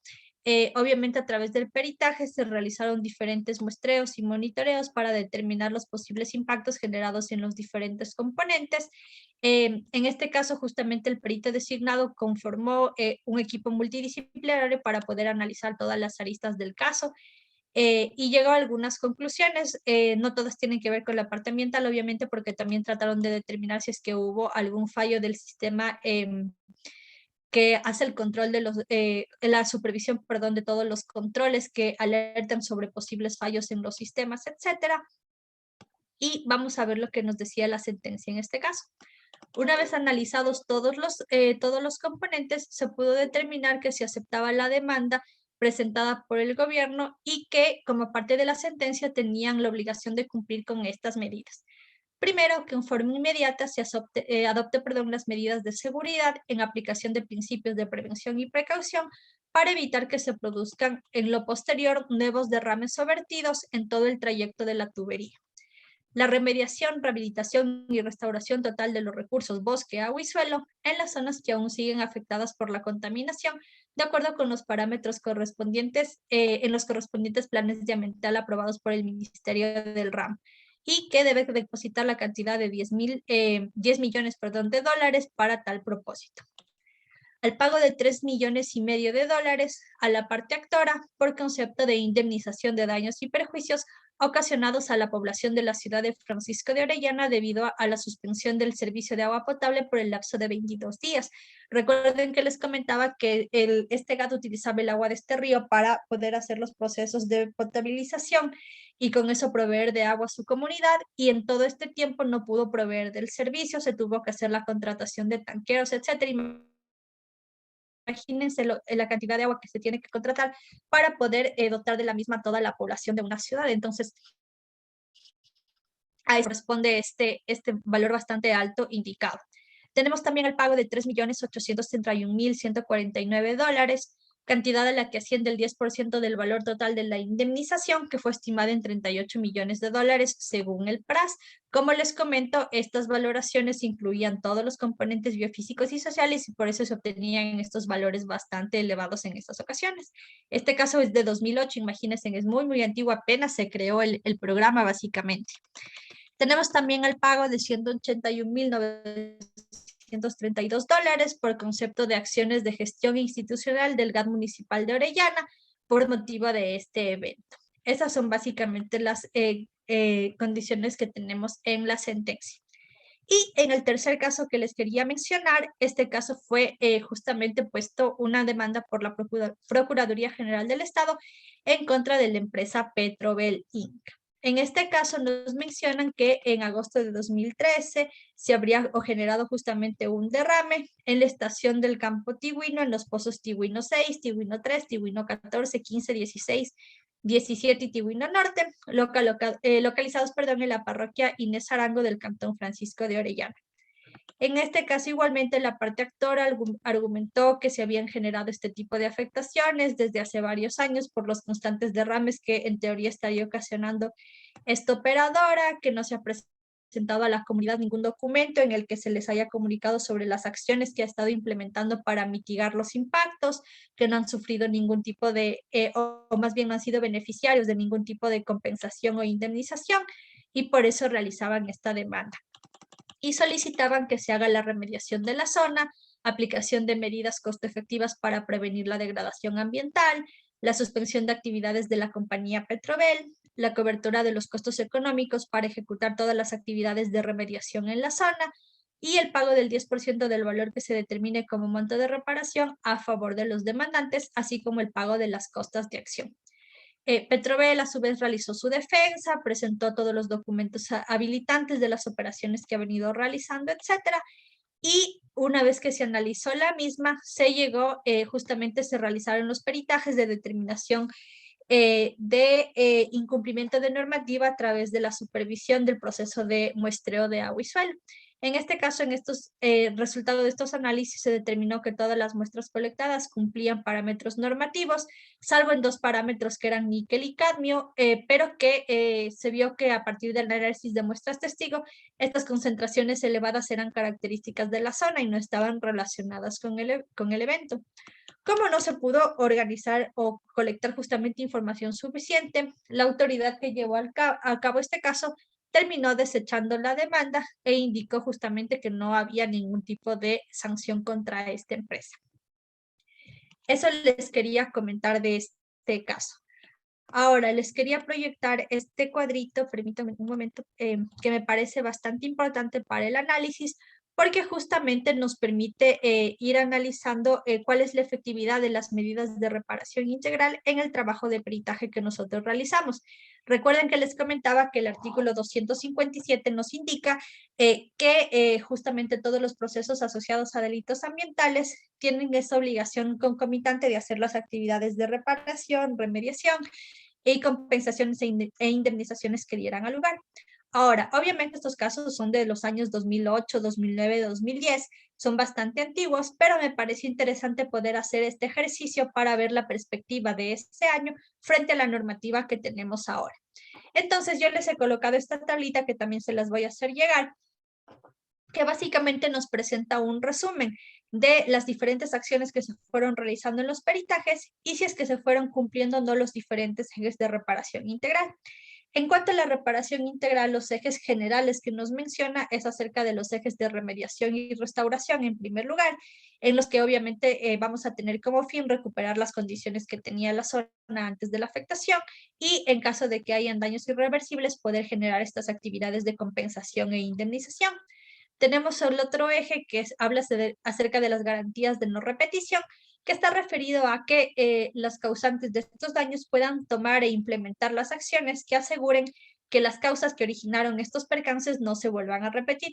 Por ejemplo, si es que la causa de mi evento fue porque la tubería no había recibido un mantenimiento suficiente y se encontraba ya bastante degradada por el tiempo que llevaba en la zona, que se puedan implementar procesos de revisión de todas las estructuras y que se hagan los cambios o se planifiquen los mantenimientos suficientes como para asegurar que no se puedan generar nuevos liqueos, por ejemplo. Y tenemos el último eje que habla acerca de las medidas de satisfacción, que está referido un poco más hacia reconocer el sentir de las comunidades. En este tema está incluido lo de las disculpas públicas, por ejemplo, o reconocer las técnicas de saber hacer de las comunidades como parte de estos procesos. Entonces, en el primer caso que obtuvimos una sentencia parcialmente favorable, pudimos observar que lo que se hizo a través del peritaje fue la determinación de afectación de calidad de los recursos a través del muestreo justamente de agua y suelo y del monitoreo de la parte biótica. Y también se determinó un tipo de afectación social para saber si es que era factible o no realizar actividades de compensación e indemnización justamente. Sin embargo, en este caso no se realizó ningún tipo de valoración económica de servicios ecosistémicos, por ejemplo. Ahora, ¿qué ejes de la reparación integral estuvieron relacionados con estas acciones? El primero acerca de establecer medidas de remediación. Sí, si ustedes recuerdan, como parte de la sentencia parcial indicaba que se sigan implementando estas labores de remediación porque hubieron muestras en las que se identificó que todavía las concentraciones eran superiores a lo permitido en normativa. También se establecieron medidas de restauración en cuanto al análisis que hizo el perito en ese caso sobre los procesos de revegetación de forma natural. Sin embargo, no se establecieron ningún tipo de medidas de compensación e indemnización, ninguna medida de garantía de no repetición, ni tampoco medidas de satisfacción. En el segundo caso, donde tuvimos una sentencia bastante compleja, vimos justamente que también se realizaron los peritajes de determinación de afectación de calidad de recursos, así como los de afectación social, pero ninguno relacionado a valoración económica. En este caso se analizaron o se cumplieron casi todos los ejes de reparación integral, menos el eje de medidas de satisfacción. Como vimos, justamente se estableció que se continúen las medidas de remediación y de restauración de la zona. Se estableció que haga el pago de un monto económico como concepto de medidas de compensación e indemnización. Y también la primera parte de la sentencia nos decía que se establezcan todas las medidas que garanticen que estos hechos no vuelvan a ocurrir. Eso está referido al eje de garantías. Y en el último caso que tuvimos una sentencia negativa en la que no se configuraron los elementos, únicamente dentro del peritaje se hizo el análisis de la afectación a la calidad de recursos porque se realizaron muestreos, pero estos muestreos determinaron que todas las muestras cumplían con normativa, no se realizaron valoraciones, ningún tipo de afectación a la parte social Y como parte de la sentencia, como fue desechado el caso, no se estableció ninguna medida en la sentencia. Entonces, yo les insto a que ustedes cuando realicen su trabajo puedan realizar un análisis parecido al que les estoy mostrando en esta tabla para que ustedes puedan un poco tener más en cuenta cuál es el ámbito de los peritajes que están realizando y si es que a través de los mismos efectivamente vamos a tener medidas de reparación, de reparación que sean integrales como su nombre lo indica.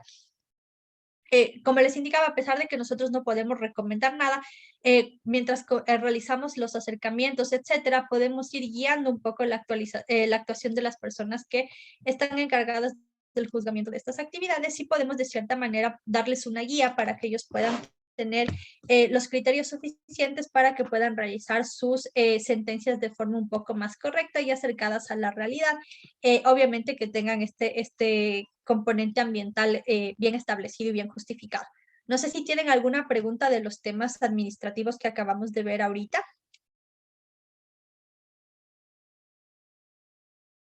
Ok, listo. Si es que no tenemos ninguna pregunta, eso sería todo lo que veríamos en la clase del día de hoy. Como les indiqué, el día de mañana vamos a ir haciendo una especie de resumen de todo lo que hemos ido viendo estas clases y a medida que avanzamos con el resumen vamos a ir revisando algunas preguntas tipo de estos cuestionarios guías que les mencionaba Rodrigo que teníamos disponibles para ir repasando un poquito. Igualmente es importante, como les decía, que vayan ustedes revisando los contenidos que hemos visto en estas clases que puedan ir repasando los diferentes documentos, etcétera, para que no tengan ningún inconveniente al momento que ustedes rindan su evaluación. Eso sería entonces todo, chicos. Muchísimas gracias por su participación el día de hoy. Todas sus preguntas estuvieron bastante interesantes y que nos permitieron abordar muchísimos temas que son importantes de conocer. Igualmente, si es que tienen alguna pregunta de las clases que hemos visto la semana pasada y esta semana, vayan alistándola para que mañana las podamos ir conversando. Eso sería todo. Que tengan una excelente noche. Descansen. Muchísimas gracias.